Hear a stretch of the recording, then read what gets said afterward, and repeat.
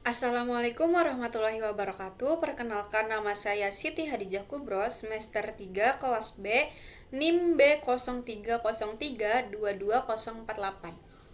Saya di sini ingin menjelaskan sedikit tentang nozzle. Sebelumnya, apa sih nozzle itu? Nozzle atau juga disebut dengan pengabutan atau ada yang menyebut dengan injektor, disebut injektor karena tugas dari komponen ini adalah menginjeksikan. Sedangkan disebut pengabutan karena bahan bakar yang keluar dari komponen itu adalah bentuk kabut. Disebut nozzle karena ujung komponen ini nih, luas penampangnya tuh makin mengecil. Terus apa sih fungsi nozzle itu? Fungsi nozzle untuk menyalurkan dan menginjeksikan bahan bakar dengan tekanan yang tinggi. Tekanan yang bahan bakar diterima nozzle dari pompa injeksi ke bagian dalam ruang pembakaran atau silinder. Penyaluran bahan bakar diesel pada silinder ini dilakukan ketika piston telah berada pada posisi titik mati atas atau juga disebut dengan TMA.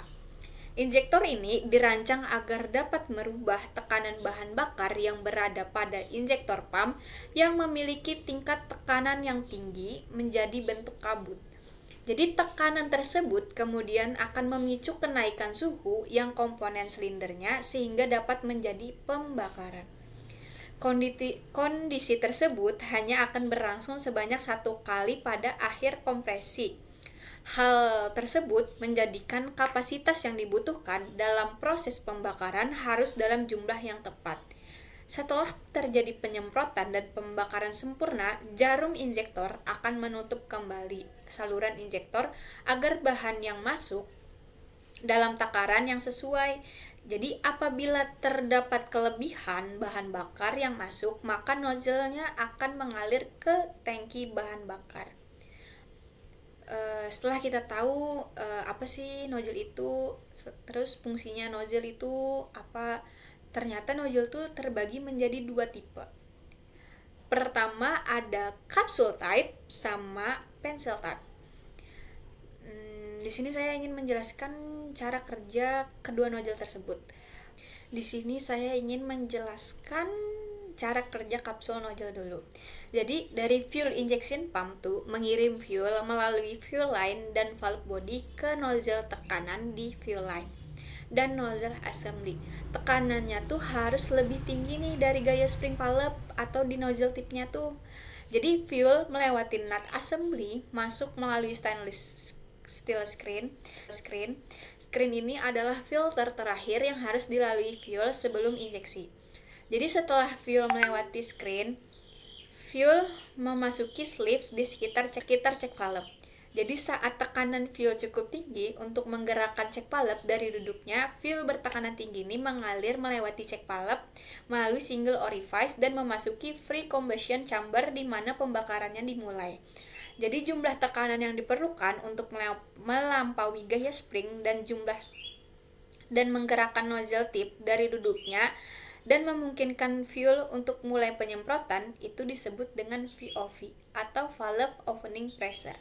Jadi penginjeksian akan berlanjut nih hingga tekanan kompresi dan tekanan fuelnya tidak cukup lagi melampaui gaya spring. Jadi springnya akan menekan valve kembali ke posisi semula. Jadi tekanan fuel yang diperlukan untuk melampaui gaya ini sekitar 10.300 sampai 13.800 kVA atau 1.500 hingga 2.000 PSI.